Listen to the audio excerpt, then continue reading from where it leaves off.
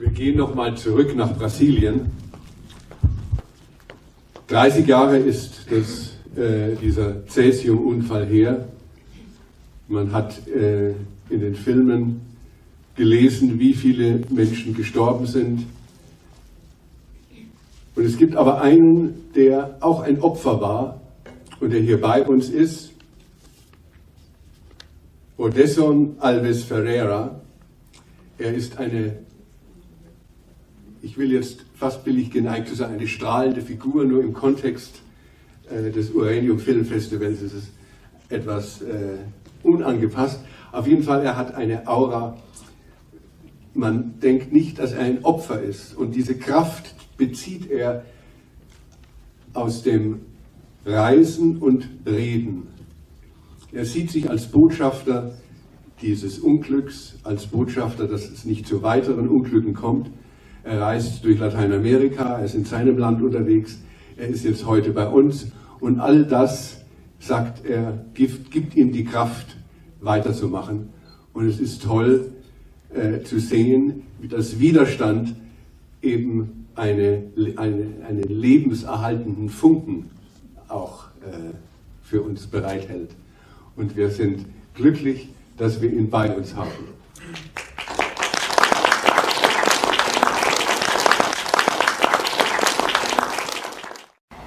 Muito bom, eu gostei muito do trabalho, gostei muito da produção. O trabalho de vocês é fantástico. Para nós ele é imprescindível porque o interesse que a AVCES, a Associação das Vítimas do Césio 137, tem não é de aparecer, mas sim de levar e elevar o que aconteceu há 30 anos atrás em Goiânia para que outros acidentes iguais não aconteçam. Hoje, 30 anos após, a gente sabe que vários acidentes pequenos, de menor proporção, evidentemente, têm acontecido pelo mundo afora. E ainda, com essa questão de guerra nuclear, possível guerra nuclear, possíveis ataques de um país contra o outro, que isso é iminente, a gente acha que o acidente, por ter sido radiológico, talvez as pessoas não vejam a proporção, mas sim dá para se ter uma ideia, porque ali eram 19 gramas de cápsulas de césio 137.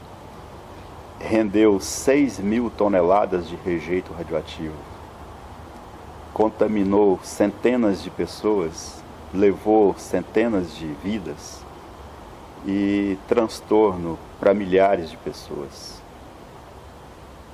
Digamos que toda a cidade de Goiânia ficou marginalizada a partir do acidente, porque a discriminação, mundo afora, recaiu sobre Goiânia. Uma cidade que então, em 87, ela tinha em torno de 900 mil habitantes, hoje já passa de 1,5 milhão de pessoas, mas ela ficou por muito tempo marginalizada. Ela foi discriminada pelo mundo por causa daquelas 19 gramas de césio 137. Daí a nossa preocupação. Deve ser difícil contar tudo o que você passou e sofreu até hoje. Olha, quando você disse que deve ser difícil, sim, eu concordo, é difícil estar falando. Ontem, até na premiação, eu disse que gostaria de estar ali por um outro motivo. Gostaria de estar ali, de repente, sendo um dos diretores de vídeos, de filmes. No entanto, eu estava ali como personagem do acidente, da tragédia. E evidentemente que é ruim falar disso. Mas se eu não falar, quem vai falar? Infelizmente, no grupo de rádio acidentados de Goiânia, não existem mais do que 3 pessoas que têm coragem de colocar a cara, de falar sobre o acidente. E mesmo algumas que às vezes têm coragem, mas elas não têm coragem de cortar na carne, de apontar dedo para os culpados. Então, nesse sentido, é muito ruim, sim, a gente está falando, mas é necessário. É um mal necessário. Nós precisamos estar relevando isso, estar falando sempre desse acidente, porque ele não é meu, ele não é do povo goiano, mas sim do povo brasileiro e, quiçá, do povo do mundo todo. Porque pode estar acontecendo em qualquer momento em outro lugar. É um dos momentos mais marcantes da minha vida neste acidente foi quando eu estava na fila esperando para ser monitorado, para que o pessoal da CENEM passasse aquele aparelho, contador Geiger, para medir o meu grau de radiação.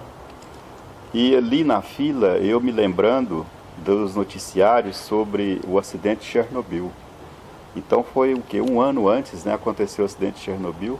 E aquilo estava muito na minha mente, estava muito vivo ainda na minha cabeça, porque eu vendo as pessoas desesperadas, passando pelos mesmos problemas que eu começava a passar.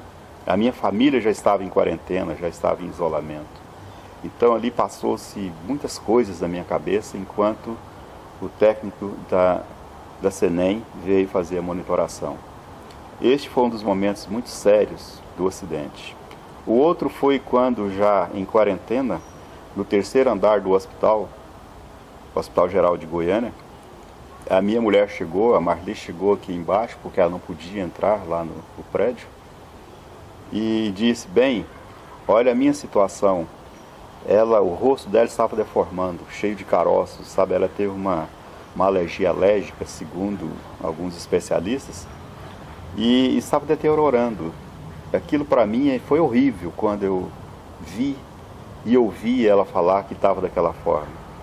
E também ela relatou, né, aqui de baixo, dizendo: bem, as pessoas estão correndo de mim, a nossa casa está sendo apredejada pelos vizinhos. Ela entrava no ônibus por uma porta, as pessoas saíam pela outra porta, com medo dela. Então tudo aquilo foi muito ruim. Eu comecei a ficar com medo, inclusive pela vida dela, pela segurança dela. E a partir dali, a gente reclamou e a polícia colocou uma viatura na porta da casa nossa, até que ela fosse retirada de lá, porque a casa teve que ser evacuada para descontaminação e parcialmente ser demolida. Esse foi o segundo momento ruim da minha vida em relação ao acidente, naquele primeiro momento. Depois foi no dia 23 de outubro, quando um repórter também de baixo gritou para o Lucimar, meu sobrinho, é o irmão da Leide, e ele falou: você já sabe que a sua irmã morreu? Então esse repórter chegou indiscretamente e gritou: você já sabe que a sua irmã morreu? E a sua tia também? Porque morreram no mesmo dia a Maria Gabriela e a Leite das Neves. Então esse foi o terceiro momento ruim. Ali sim a ficha começou a cair, a gente começou já a imaginar que o nosso fim também estava próximo. A gente começou a perceber e já também contar nos dedos quem seria a próxima vítima. Porque imaginávamos que aqueles que estavam em pior situação, principalmente os que estavam no Hospital Marcílio Dias, no Rio de Janeiro, porque tinha o Devair estava em coma, o Wagner Mota estava em coma e os outros estavam muito mal de saúde, no caso principalmente o Ivo, pai da Leide, o Ernesto, o Fabiano, a Luísa Odete. Eles tinham sérios problemas de saúde. Então a gente começou a imaginar que outros também morreriam, não só aqueles 4 que morreram nos dias 23, 26 e 27 de outubro. A Lei 10.977,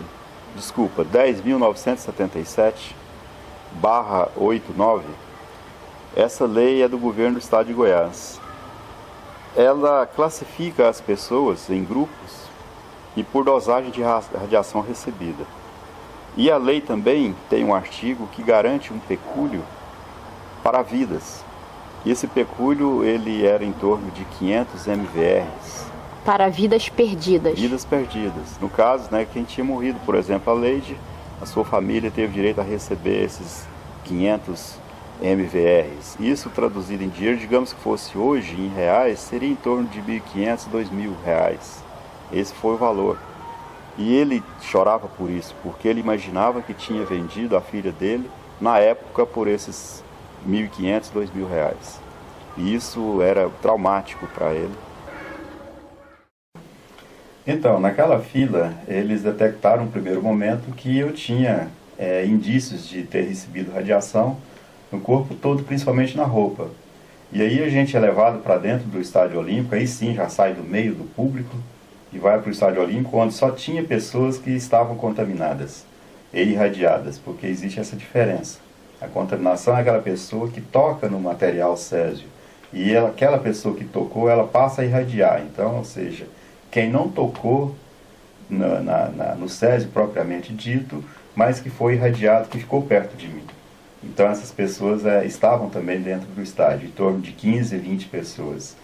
Ali a gente foi levado para dentro dos vestiários do estádio, e lá tinha uma pessoa com uma mangueira, com um jato forte, jogando água, uma outra pessoa com uma vassoura dessas de pelo, esfregando as pessoas, esfregando a gente como se fosse um carro, como se lava um carro. E aí uma outra pessoa, isso técnico da CENEM, com o contador Geiger monitorando. Então às vezes passava aqui na barriga, olha, tem mais na barriga, esfrega mais. Passa na cintura, tem mais aqui no quadril e tal. Então esse era o processo. Quando perceberam que de repente o grau de contaminação que eu tinha não era tão elevado para ter que ficar já em quarentena, aí eu era liberado para ir para casa. Mas, de que forma? Não importando a distância que eu morava, não importando em que tipo de veículo de transporte eu ia usar, me deram um avental de plástico, um avental descartável, que é usado em hospitais. Dessa forma eu fui para casa, Marli estava lá fora me esperando, e dessa forma eu fui para casa. Peguei o ônibus e fui para casa com apenas um avental descartável. Essa foi a maneira de que me liberaram do hospital. E aí, um técnico da CENEM, inclusive o chefe de equipe, o Donald, ele falou, olha, a contaminação que você tem externa está livre, você está livre dela com o banho que vocês levaram. Porque esse banho, ele era feito o seguinte, usavam hidróxido de alumínio na água, usava vinagre nessa água e usava também radiogardase, que é uma cápsula de um medicamento russo. E esse medicamento, lá ele é chamado de azul da Prússia, né? Lá chegou com esse nome, esse apelido, ele era diluído em água, também ajudava na descontaminação. E o Donald me disse, se você gostar de cerveja, é bom que tome bastante cerveja, porque aí a descontaminação interna pode sair também na urina e nas fezes. Dessa forma eu fui embora para casa, isso numa quinta-feira. Passei a sexta-feira bebendo cerveja no bar, no sábado também bebendo cerveja. Afinal não era crime, até porque eram ordens médicas. Eles disseram que eu podia beber. No sábado, eu já voltei no hospital para que o doutor Alexandre olhasse a minha mão, porque aqui estava em processo de ferida. Primeiramente vem aquela bolha de queimadura e depois essa bolha fura e vira aquela ferida.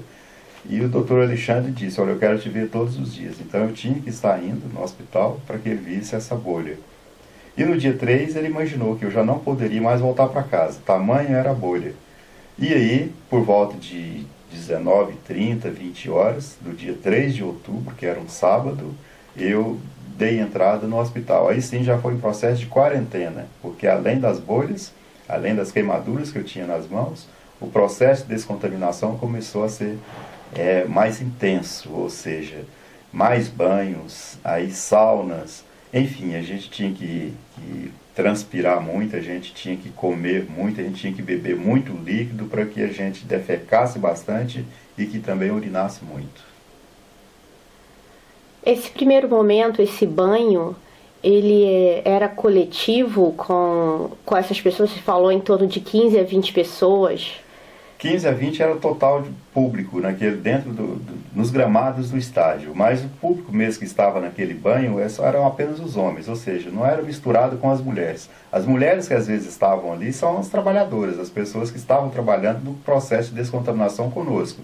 Eram físicas, técnicas da CENEM, que estavam fazendo aquele processo de banho na gente, masculino. Então também não foi legal, foi horrível para a gente, um caminhoneiro ignorante como eu era, de repente me ver nu na presença de uma pessoa, sendo que aos 32 anos de idade eu nunca tinha entrado em um consultório médico. Então imagina como foi o processo para eu enfrentar aquela situação, assim como os outros colegas, porque tinha outros homens na mesma situação que eu, ou seja, nu, sendo banhado por mulheres. O vestiário se transformou em consultório, em área de limpeza? Exatamente, da mesma forma que outros usavam ele lá para o banho, a gente usou, só que dessa forma, era um banho de descontaminação. E o que é importante dizer é que a água indo diretamente para a rede de esgoto, porque não tinha nenhum tipo de proteção para guardar essa água.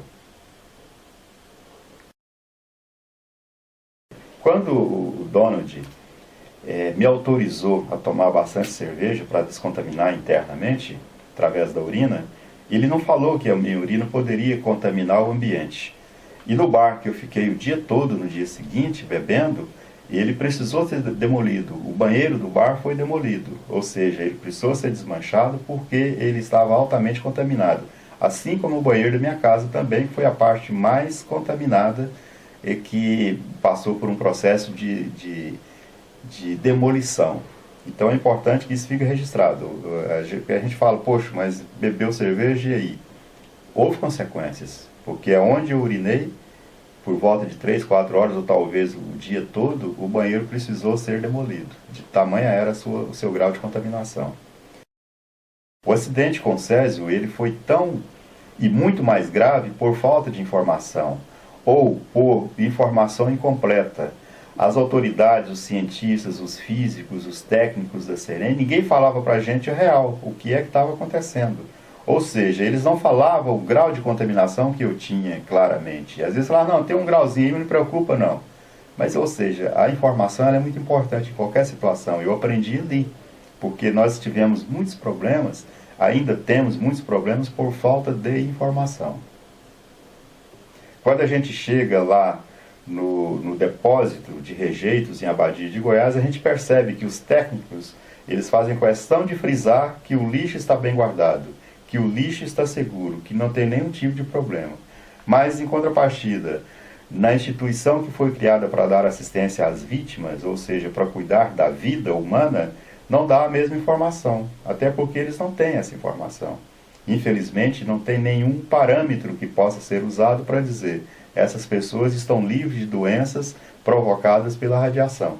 No máximo, eles vão dizer que não tem nada até agora, ou seja, 30 anos depois não tem nada sério que deva ser levado em consideração. Porém, essas pessoas estão vivendo à mercê também dessa informação. Hoje, 30 anos depois do acidente, qual o maior problema? Qual a maior dificuldade que você tem? Não só o Oderson, mas cerca de 1.134 pessoas que são cadastradas no Centro de Assistência aos Radioacidentados, CARA. Essas pessoas precisam, elas necessitam de medicamento. Uma ou outra, às vezes não, mas a grande maioria tem que ter um acompanhamento, elas precisam ter um tratamento, porque evidentemente que adoecem com mais facilidade, adoecem mais vezes durante o ano e precisam de medicamento, e não tem. Eu faço questão de frisar que o Centro de Assistência aos Radioacidentados, que é aquela instituição governamental criada para dar assistência a nós, ela é muito bem equipada. Ela tem bons profissionais, bons médicos, cerca de 10 médicos, ou seja, ali dentro tem cerca de 8 especialidades médicas, tem psicólogos bons, tem dentistas bons, mas o gabinete dentário não tem material de uso. Então não adianta eu ir lá com uma cárie no dente que deveria ser tratado o mais rápido possível, até pela minha condição de sensibilidade, né, porque por causa do acidente com Césio. Mas eu não tenho material de tratamento dentário. Tem bons dentistas. Se eu preciso de um médico, de um remédio, o médico me dá a receita, mas não tem o remédio. Então não adianta. E muitas pessoas deixam de ir lá naquele centro justamente por isso, porque o que ele quer lá não é só a receita, ele precisa ter o medicamento. Se eu pego a receita, eu não dou conta de comprar o remédio. Inclusive, eu perdi a próstata há 5 anos atrás, 4 anos, melhor dizendo, porque não dei conta de continuar o tratamento, que era muito caro, girava em torno de R$300 por mês. E aí eu percebo uma pensão do governo, eu recebo uma pensão que é a título de indenização, que deveria ser de um salário mínimo, mas não, a gente ainda está recebendo o valor do salário mínimo de 2015. Hoje o salário está em torno de R$970 e nós recebemos R$788 ainda. E sempre, todo ano, para que isso seja reajustado, a gente precisa entrar na justiça, senão o governo não reajusta, não atualiza. Quais foram as pessoas contaminadas pela radioatividade em sua família? Olha, no primeiro momento eram 20 e poucos, 30 pessoas. Hoje já passa de 40, porque todas as pessoas que nasceram a partir do acidente, evidentemente que elas têm que ter um acompanhamento. Então elas passam a ser vítimas também do acidente. Mas muitas pessoas, ou seja, 28, 30 pessoas foram contaminadas e irradiadas naquele primeiro momento. A partir dali, outras pessoas também que nasceram, evidentemente que elas precisam ser olhadas de perto, até porque o gene está vindo lá de trás. Eu, inclusive, Márcia, eu fiz vasectomia em 88 por medo de gerar filhos. Eu não quis correr o risco, então eu fiz vasectomia lá na Unicamp, quando eu fiz esse processo, e justamente por medo. Que também deve ser levado em consideração. Eu tinha 32 anos de idade, quando eu fiz a vasectomia estava com 34 anos, mas muito novo para falar, eu não quero mais ter filho, eu não posso mais ter filho. Isso também deve ser levado em consideração. Ou seja, aquele corte que eu falei que eu tive na vida, aquele ato, ele não parou por ali. Porque ao passo que eu tive que evitar filhos, também é outro problema. Também é outro problema. Porque a minha esposa era nova, na época ela era nova, ela queria ter mais filhos, mas tinha medo também de gerar filho. Tanto é que nós só tivemos um casal. Ah, mas um casal tá bom? Não. Eu que sei se tá bom ou não. E quantas pessoas da sua família morreram por causa do acidente? Eu não vou dizer por causa do acidente, mas a partir do acidente, né? Porque por causa do acidente, infelizmente, a Comissão Nacional de Energia Nuclear só admite, e aí não adianta a gente espernear, não adianta o juiz exigir, eles só admitem que tenha sido por síndrome aguda da radiação 4 pessoas, ou seja, Maria Gabriela, a Leide das Neves, o Edmilson Alves e o Israel de Souza. Então só essas pessoas é que eles admitem ter sido por causa da radiação. Agora, a partir dali, em 94, por exemplo, morreu o Devair, meu irmão, e morreu a minha cunhada, a irmã da minha esposa, a Carmelita. A Carmelita morava conosco. A Carmelita era uma pessoa que todos os dias, é importante dizer isso, ela comia batida de ovos, ela morava conosco. Eu levei os animais contaminados do Ivo lá para minha casa, porque era praticamente uma chacrinha, e ali eu tinha porcos, eu tinha galinha, eu tinha ganso, eu tinha de tudo, até cabrito eu tinha na época. E a Carmelita, que morava com a gente, irmã da Marli, ela todos os dias comia batida de ovo. E um dia ela teve a ideia de pedir para o técnico da Comissão Nacional de Energia Nuclear para monitorar o ovo, com a casca toda. Ele monitorou, não deu nenhum tipo de contaminação. O contador Geiger não acusou nada. Ela quebrou. Aí, ao medir a gema do ovo, percebeu que estava contaminado. E era um grau alto, segundo o técnico da CENEM. E essa senhora, essa Carmelita, ela faleceu em 94 com infecção generalizada. Ninguém sabe o porquê, porque é aquilo que a gente fala, né? Nunca tem nexo causal com um acidente. O próprio Devair, que sofreu uma radiação muito alta, mas o atestado de óbito dele diz que ele morreu por cirrose hepática. No entanto, um médico policial militar, que era coronel da polícia, o Dr. Vasco, coronel Vasco, fez exames nas vísceras do Devair e constatou que tinha câncer em 3 órgãos. Então isso é um fator muito importante para que não se faça ligação, para que não se faça causa causal do acidente. Em 97 morreu meu pai, meu padrasto, né, mas ele também era vítima do acidente, morreu em 94, com 68 anos, mas sofreu um infarto fulminante, que também não se faz nexo causal. Agora, eu faço nexo causal, porque psicologicamente ele ficou arrasado. Ele teve sérios distúrbios, sérios problemas a partir do acidente. Então isso é muito sério. Em 2003 morreu o Ivo, pai da Leide. Aí o atestado de óbito diz que foi efizema pulmonar. Ano passado a minha mãe morreu. Tudo bem, 88 anos. Mas desde o acidente, a saúde dela só foi decaindo. Ela passou a adoecer mais vezes, com doenças mais graves, com mais de uma doença às vezes. Em 2008 eu tive 8 doenças distintas. Tudo que terminava com IT estava comigo. E, no entanto, não se faz nexo causal com o acidente. Isso eu considero uma falha da própria ciência. Porque, infelizmente, Márcio, o que as pessoas falam e os parâmetros que usam ainda são da Organização Mundial de Saúde dos anos 40, ou seja, de 1940, aqueles preceitos, aqueles conceitos que a Organização Mundial de Saúde tinha, que se usa até hoje. E ela diz que apenas 11 tipos de câncer podem ser desenvolvidos a partir do contato com material radioativo. Eu acho isso um erro, porque tudo mudou. Tudo mudou. A própria vida mudou, o organismo mudou, tudo mudou. Então, por que é que ainda tem que usar esse parâmetro de 1940? Eu sou contrário a isso. Como você se sente falando do acidente aqui em Berlim, no Urânio Film Festival, em 2017? Isso foi muito importante, porque é a primeira vez que a gente conseguiu sair do país para falar de uma coisa tão séria. A gente gostaria que fosse levado para outros meios, porque outras populações, outras culturas deveriam conhecer e saber o que está acontecendo. Porque, olha, é importante dizer, em Goiás, 90% das pessoas de Goiás, dos goianos, dos goianienses, não sabem o que realmente aconteceu ou o que está acontecendo.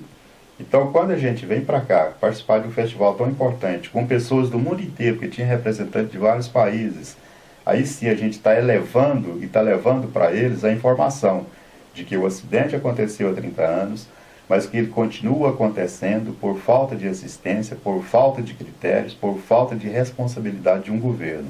Então, eu até quero aproveitar para parabenizar vocês da comissão organizadora deste evento, principalmente você e o Norbert, que faz esse esforço todo ano, eu acompanho, por ter trazido a gente, por ter trazido outras pessoas de outros lugares que sofreram parecidamente, né, conosco. Isso é importante. E rezo para que vocês consigam levar isso mais vezes para mais lugares e mais vezes no ano também. Seria uma vez por ano, eu acho que é muito pouco também. Assim como rememorar o acidente com Cessna 137 uma vez a cada 5 anos, eu acho pouco. Porque o acidente ele continua acontecendo. As consequências dele hoje. A tragédia foi lá há 30 anos, mas as consequências elas vão perdurar para o resto da vida de cada uma dessas pessoas que sofreu isso. Então nós precisamos de vocês, nós precisamos desses eventos, precisamos de levar isso para a sociedade. Todo mundo precisa saber o que aconteceu. A gente não pode deixar morrer.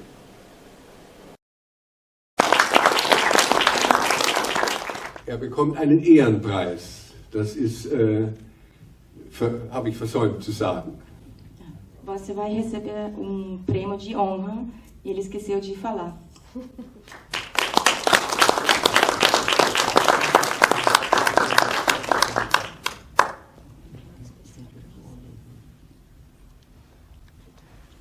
Muito obrigado.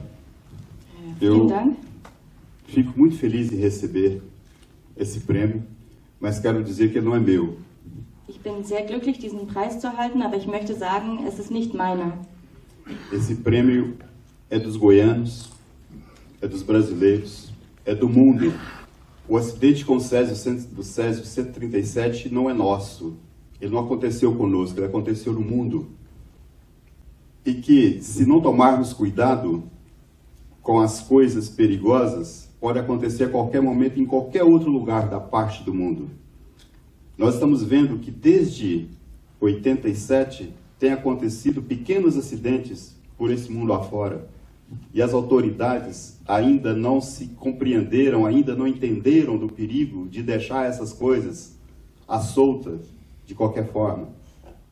Em 2011, na Universidade Federal de Minas Gerais, encontraram uma cápsula de césio nos corredores do prédio. Ninguém sabe que ela foi parar ali, mas ela estava lá. E a Comissão Nacional de Energia Nuclear simplesmente não sabia deste material naquele lugar. Eu quero agradecer ao Norbert, à Márcia, aos organizadores deste evento e a todos vocês. E repetindo, este prêmio não é meu, ele é nosso, de todos nós. E muito obrigado a você, Fih, por ter me ajudado esses dias que eu estou aqui.